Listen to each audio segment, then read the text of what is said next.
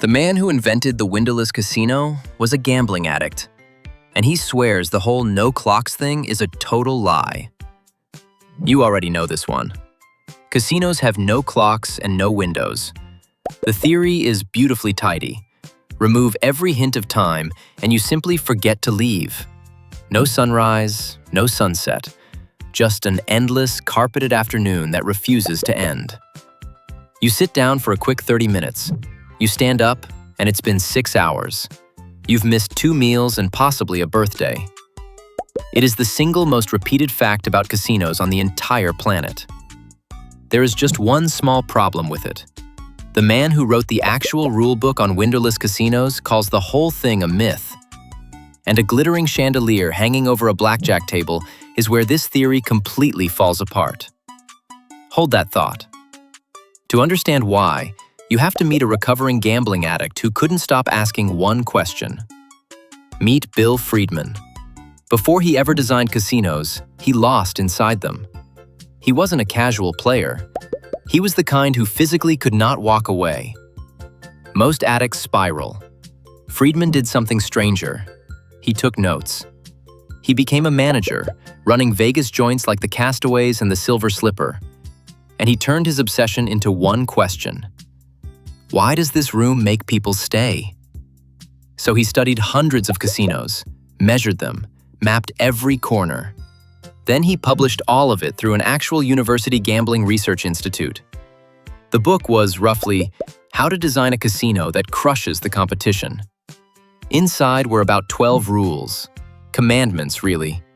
Follow them, and a player's attention would never, ever find the exit. So what were the rules? The first one is that you should never notice the ceiling. Really. Rule 1. Keep the ceilings low. Low, boring, and completely forgettable. A high ceiling makes you look up, feel small, and remember there's a world outside. Friedman wanted the opposite. He wanted the room to hug you. Too tightly. Rule 2. Forget long, straight aisles. Build a maze. You turn left, looking for the door. You find slot machines.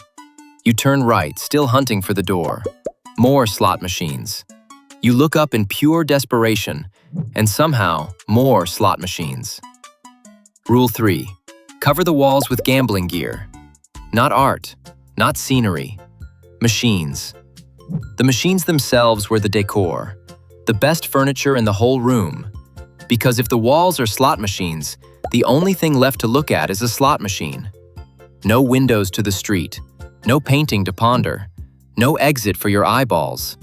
It's a masterclass in manipulation, which is exactly why the myth stuck, and exactly what Friedman denies. Here's the reversal nobody sees coming. Friedman says casinos never yanked the clocks to trap you. That part, he says, is the myth. His claim is stranger. The players themselves demanded the clocks come down. Serious gamblers, he said, use a fantasy to escape reality while they play. The last thing they want is a ticking reminder that real life is out there waiting.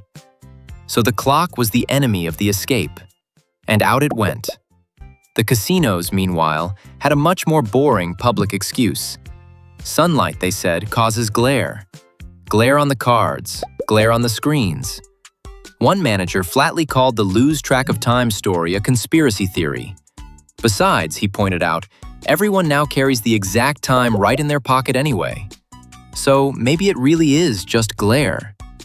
Except then a Vegas kid grew up and bet his whole career against every single rule.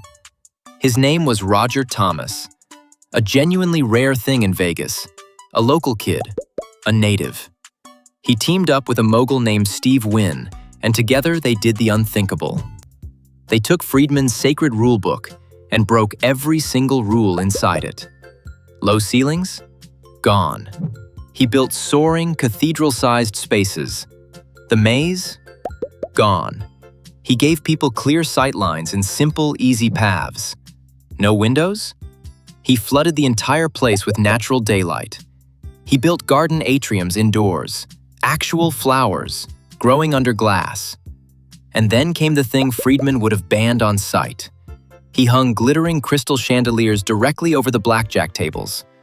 This opened at the Bellagio in 1998. By the old rules, it should have been a disaster. The maze guys waited for it to flop, for the daylight to send everyone home early. Except no. It made more money than the windowless mazes ever had. Both camps openly hated each other, and both were secretly chasing the exact same prize. To find that prize, you have to ditch the designers and meet an anthropologist. Natasha Dowschul spent years quietly watching machine gamblers in Vegas. In Gamblers Anonymous meetings, she kept hearing the same two words over and over. The zone. Picture it. You're at the machine. Your shoulders slowly drop. The music blurs. The lights soften. Your entire to-do list just evaporates. You stop feeling hungry. You stop feeling tired. You stop feeling much of anything. This is the trance. Daily worries, other people, even your own body, all fading out. And here's the part that should genuinely chill you. In the zone, people play not to win. They play just to keep on playing. Winning would end it, and ending it is the one thing they can't stand. So the real target was never the clock hanging on the wall. It was the little part of you that might ever want to check it. And the machines are engineered right down to the sound to hold you there. Listen to a casino floor. It sounds like everybody in the room is winning. That's fully on purpose. Upbeat music, ringing bells, a little siren for every tiny win. Neuroscience backs it up. Those sounds nudge you toward riskier and riskier bets. And notice what the industry quietly did to the whole floor over the years. It shifted away from social tables and towards solitary screens. The roulette wheel and the laughing crowd, slowly gathering dust.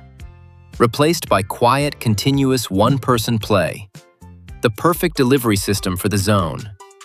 Here's a real casino floor for reference. Go ahead and count the clocks. And even today's bright, beautiful resorts kept one stubborn old rule. The windows, the daylight, the clocks, all pushed off to the rooms, the spas, the restaurants. But the actual gaming floor? Still timeless, still stubbornly clock-free. Which brings us to the final gloriously silly irony. Everyone now carries the exact time on their wrist and in their pocket all day long. And casinos still refuse to hang a single clock on the floor. Because the maze and the chandelier were both right the whole time. The trick was never hiding the hour from you. It was making sure you never wanted to look. Subscribe or don't, but the stick figure has been on that stool for 6 hours and could use the company.